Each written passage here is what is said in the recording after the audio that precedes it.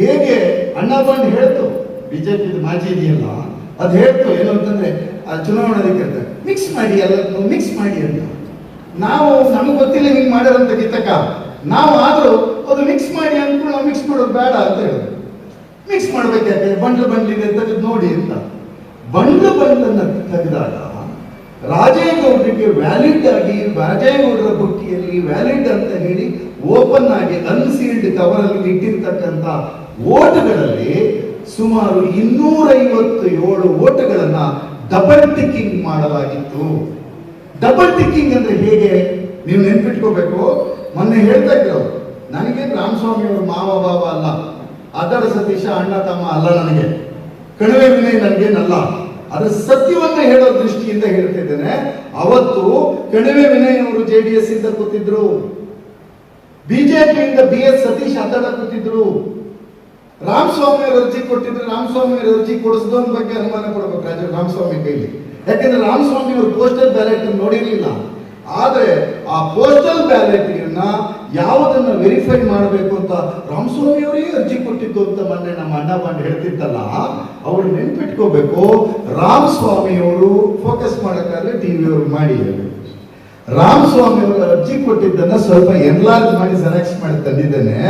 ರಾಮಸ್ವಾಮಿ ಅವರು ಅರ್ಜಿ ಕೊಟ್ಟಿದ್ದು ಕೇವಲ 279 ಮತಗಳನ್ನ ಪರಿಶೀಲಿಸಬೇಕು. ರಾಮಸ್ವಾಮಿ ಅವರು ಕೊಟ್ಟಿರ್ತಕ್ಕಂಥ ಅರ್ಜಿಯಲ್ಲಿ ಇನ್ವ್ಯಾಲಿಡ್ ಆಗಿರ್ತಕ್ಕಂಥ ಓಟುಗಳನ್ನ ರಾಜೇಗೌಡರಿಗೆ ವ್ಯಾಲಿಡ್ ಮಾಡಿ ಹಾಕಿದ್ದಾರೆ, ಆದ್ರಿಂದ ಪರಿಶೀಲಿಸಬೇಕು ಅಂತ ಅರ್ಜಿ ಕೊಟ್ಟಿಲ್ಲ. ದಯವಿಟ್ಟು ನೋಡಬೇಕು. 2 ಅರ್ಜಿಯನ್ನು ಒತ್ತು ಕೊಡ್ತಾರೆ ಶೆಟ್ರೆ.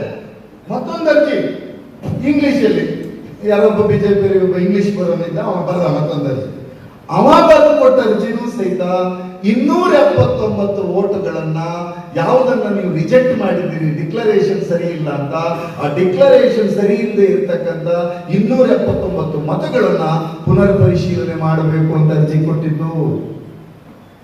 ಜೀವರಾಜ್ ಅವರು ಎಲೆಕ್ಷನ್ ಪಿಟಿಷನ್ 20/2023 ಏನು ಕರ್ನಾಟಕ ಹೈಕೋರ್ಟ್ಗೆ ಸಲ್ಲಿಸ್ತಾರೆ, ಆ ಅರ್ಜಿಯನ್ನು ಸಹಿತ ಜೀವರಾಜ್ ಅವರು ಹೇಳಿರೋದು ರಾಜೇಗೌಡರಿಗೆ ಇನ್ವ್ಯಾಲಿಡ್ ಆಗಿರ್ತಕ್ಕಂಥ ಓಟುಗಳನ್ನು ಹಾಕಿ ರಾಜೇಗೌಡರನ್ನ ಗೆಲ್ಲುವಂತೆ ಮಾಡಿದ್ದಾರೆ ಅಂತ ಹೇಳಿ ಅವರ ಇಡೀ ಅರ್ಜಿಯಲ್ಲಿ ಒಂದು ಕಡೆ ಆ ರೀತಿಯ ಸಾಲು ಇದ್ದಿದ್ದನ್ನ ಬಿಜೆಪಿಗರು ತೋರಿಸಲಿಕ್ಕೆ ಯಶಸ್ವಿಯಾದರೆ. ಪಾಪ ಬಿಜೆಪಿಯವರಿಗೆ ಇದೆಲ್ಲ ಗೊತ್ತಿಲ್ಲ. ಹಂಗೆ ಸ್ವಲ್ಪ ಬಿಜೆಪಿಯವ್ರಿಗೆ ಬದಿಗಿಲ್ಲ. ಗೊತ್ತಿರೋದು ಬಿಜೆಪಿ ಇಬ್ಬರಿಗೆ, ಒಬ್ಬ ಸರ್ಟಿಫಿಕೇಟ್ ಕೊಡಿ ಅಂತ ಮನೆ ನನ್ನ ಸರ್ಟಿಫಿಕೇಟ್ ಅಂತಿದ್ರ ಅವರಿಗೆ, ಮತ್ತೊಬ್ಬ ಸಾಮಾನ್ಯದ ಕಳ್ತನ ಅಲ್ಲ, ರೋಡ್ ಇಂಜಿನ್ನೇ ಕದಿಯಕ್ಕೆ ಹೋಗಿರ್ತಕ್ಕಂಥ ಕೊಪ್ಪದ ವೀರಭದ್ರ ದೇವಸ್ಥಾನದ ಮೇಲೆ ನೀತಿ ಅರ್ಚನೆ ಜಾತ್ರೆ ಸಂದರ್ಭದಲ್ಲಿ ಉಪಯೋಗಿಸ್ತಕ್ಕಂಥ ಹಿರಿಕೆರೆ ನೀರನ್ನ ಕಳಪೆ ಮಾಡಿ, ಕಾಮಗಾರಿಯನ್ನ ಕಳಪೆ ಮಾಡಿ ಲೂಟಿ ಮಾಡಿರ್ತಕ್ಕಂಥ ಆರ್ಮಿಗಳಿಗೆ ಹರೀಶ್ ಜೋಶಿ ಅಂತಕ್ಕಂಥ ಒಬ್ಬ ಆರ್ಮಿ ಪರ್ಸನಲ್ಗೆ ಮಂಜೂರಾಗಿರ್ತಕ್ಕಂಥ ಆಸ್ತಿಯನ್ನ ಅವರ ಏಕಮಾತ್ರ ಮಗಳಿಗೆ ವಂಚನೆ ಮಾಡಿ ಅದನ್ನು ತನ್ನ ಹೆಸರಿಗೆ ವಿಲ್ ಬರೆದು ಈಗ ಪ್ರಕರಣವನ್ನ ಬಾಕಿ ಇಟ್ಕೊಂಡಿರ್ತಕ್ಕಂಥ ಜೀವರಾಜನ ಸಹಚರ. ಅವನ ಹೆಸರು ಹೇಳೋಕ್ಕೂ ನನಗೊಂಥರ ನಾಚಿಕೆ. ಜೀವರಾಜ್ ಅವರ ಸಹಚರ. ಜೀವರಾಜ್ ಅವರು ಮಾಜಿ ಶಾಸಕರಾಗಿದ್ದಾರಪ್ಪ, ಹಾಗಾದ್ರೆ ಅವ್ರ ಹೆಸರು ಹೇಳ್ತಾ ಇದ್ದಾರೆ. ಅವರು ಇಬ್ಬರಿಗೆ ಮಾತ್ರ ಗೊತ್ತಿದೆ, ಬಿಜೆಪಿಯವರಿಗೆ ಗೊತ್ತಿಲ್ಲ.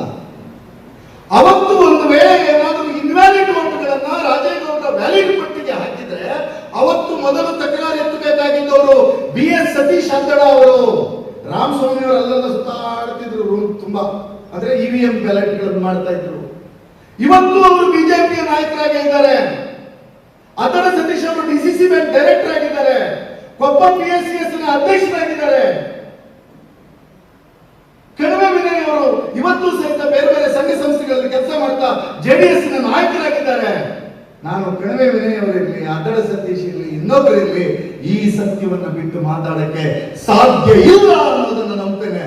ಈ ರೀತಿಯ ಇನ್ನಷ್ಟು ವಿಡಿಯೋಗಳು ನಿಮಗೆ ಸಿಗಬೇಕೇ?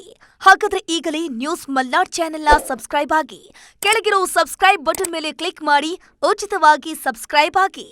ನಿಮ್ಮ ಒಂದೊಂದು ಸಬ್ಸ್ಕ್ರೈಬ್ ಕೂಡ ನಮಗೆ ಬೆಂಬಲ, ಸ್ಫೂರ್ತಿ.